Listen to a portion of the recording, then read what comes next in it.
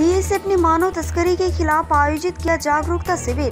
BSF के 70 number battalion के अधिकारियों ने आज मालदा में मानव तस्करी के खिलाफ स्कूली लड़कियों के लिए एक जागरूकता सेमिनार आयोजित किया। ओल्ड मालदा थाना क्षेत्र के भावुक ग्राम पंचायत स्थित राम माडी हाई स्कूल में सोमवार को शिविर लगाया गया। बीएसएफ के साथ 2 स्वयंसेवी अधिकारी इस मानव तस्करी जागरूकता शिविर में शामिल हुए।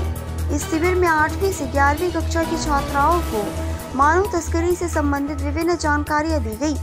बीएसएफ ने मुख्य रूप से मानव तस्करी के माध्यम से महिला तस्करी के कुछ मामलों का भी उल्लेख किया है। मानव तस्करी को रोकने के लिए कितनी जागरूकता बरतनी चाहिए, इस पर उपस्थित बीएसएफ अधिकारियों ने विद्यार्थियों से विचारों का आदान प्रदान किया। बीएसएफ की 70वीं बटालियन के अधिकारी रीना बागची ने कहा कि संबंधित बटालियन के अधिकारी और जवान कई स्वयंसेवी संगठनों के सहयोग से विभिन्न तरीकों से मानव तस्करी की रोकथाम पर कार्यशाला का आयोजन कर रहे हैं। मानव तस्करी का असर मुख्य रूप से युवा छात्राओं पर पड़ रहा है।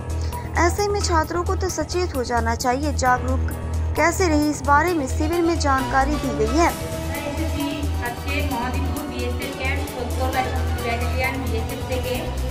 এই জন্য এসেছি আজকে অ্যান্টি হিউম্যান ট্রাফিকিং ইউনিট নিয়ে আমরা কাজ করছি, যাতে আমাদের এই মালদা পুর ডিস্ট্রিক্টে এই মানব পাচারটাকে আমরা রুখতে পারি এবং তার সঙ্গে আমাদের সঙ্গে বিভিন্ন এনজিও আমাদের একসঙ্গে হয়ে আমাদের সঙ্গে কাজ করছে এবং আমাদের দুজনের কোঅপারেটিভে এই কাজগুলো আমরা করতে পারছি।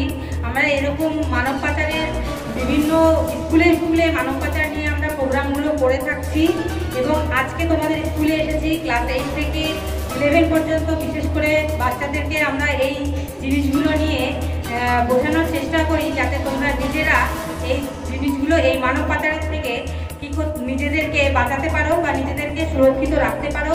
এই বিষয় নিয়েই আমরা বিশেষ করে বলে থাকি এবং আমরা কাজ করে থাকছি। আমরা বিএসএফের রেগুলেশন নিয়েই কাজ করছি, রুল রেগুলেশনে, কিন্তু বিএসএফ আমাদের এই মানব পাচারের বিশেষ একটা টিম বানিয়ে রেখেছে পুরো টোটাল মালদা জেলাতে, কি আমাদের এই মানব পাচার কীভাবে বন্ধ করতে পারি। তোমাদের সহযোগিতা নিয়ে তোমরা যাতে আমাদের সঙ্গে সহযোগিতা করে এই মানব পাচার আমরা মিলেমিশে বন্ধ করতে পারি, তাই নিয়ে আমরা কাজ করছি। আর বিশেষ কিছু বলবো না, ধন্যবাদ।